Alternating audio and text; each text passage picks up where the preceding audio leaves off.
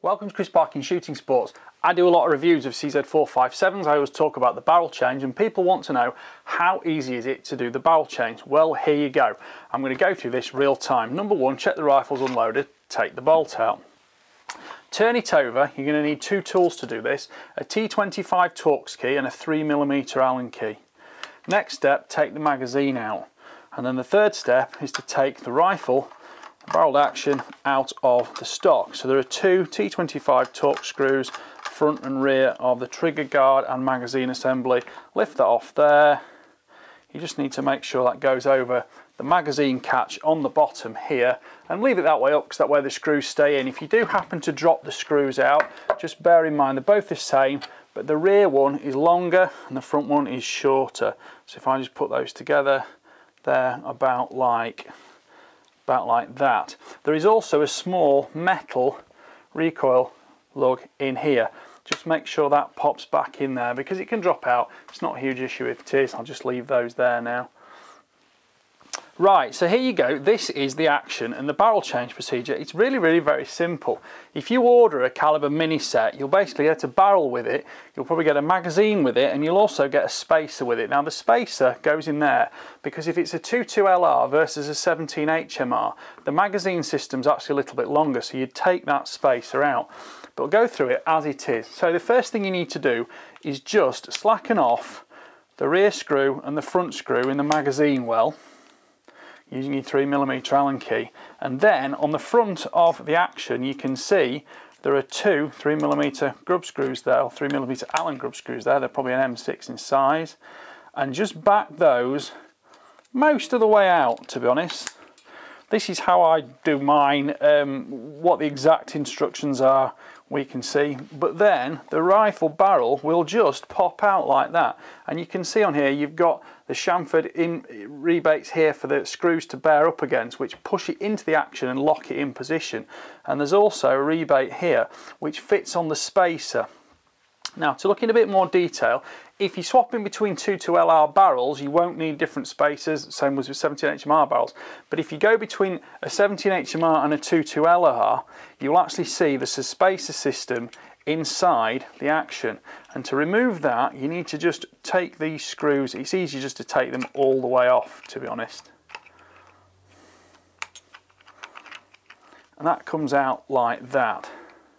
Again, the rear screw is slightly longer, and in here you can just drop out the spacer system. Now the spacer system has the screw hole, the threaded hole at the back for that screw to bite into, but essentially when the barrel goes in the action, that fits like this, and as well as being a spacer system it also has the correct feed ramp for the cartridge included. So that will fit together like that inside the action, and then it will present the magazine underneath it. It's all very logical. It's impossible to put it together the wrong way around. Just be careful, sometimes you just need to give that a little bit of a wriggle just to make sure the bolts and screws line up. Now if you do swap the spacer system, there is a simple metal pin goes through there, push that out, and that is the spacer system, and it'll come with your caliber mini set. If you then take it out, put it to one side, keep it carefully, save the pin as well, because you won't need that with the 17 HMR version.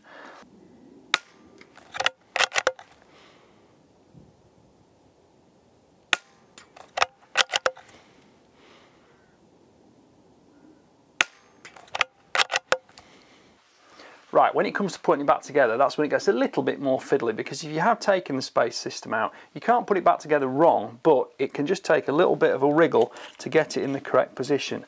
I found the easiest way to do this is to put the front screw of the magazine well in position.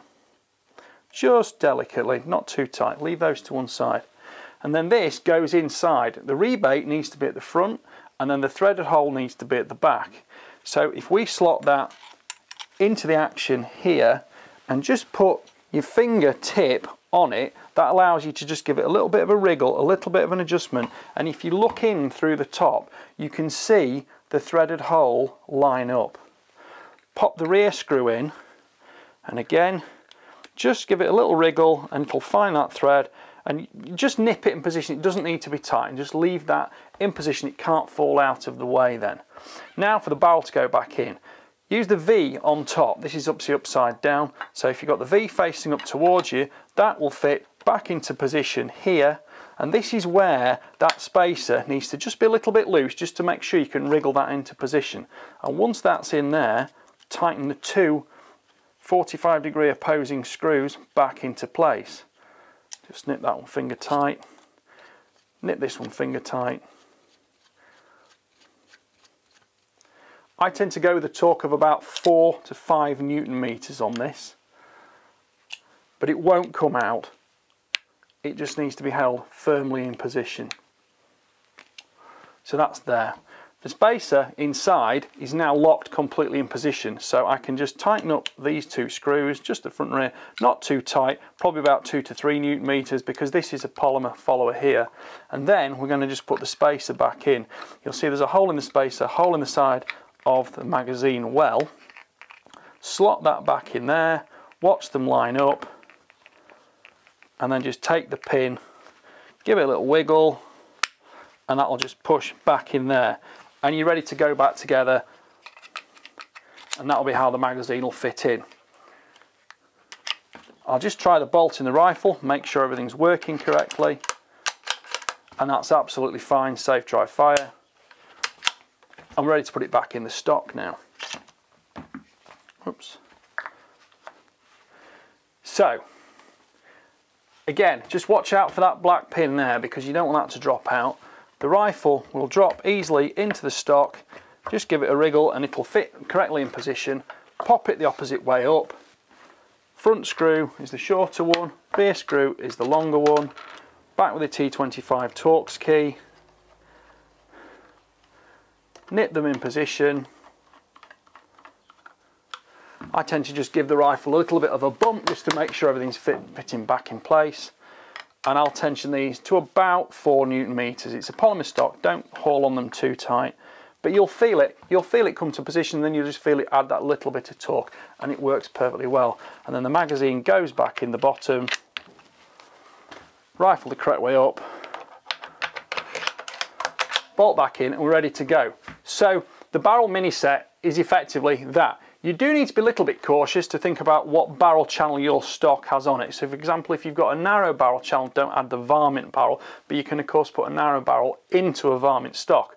I've actually just ordered a 17 HMR barrel and the 22 WMR barrel for this stainless synthetic version of the 457 because I've got so many requests to review those cartridges in this stock. So we shall see how that goes when they arrive. But in the meantime, I can carry on shooting this now as a 22LR. I will say, don't expect perfect return to zero. You will just want to check it, but it won't be miles away from target. It'll be within a few centimetres, probably at 100 metres of your zero position.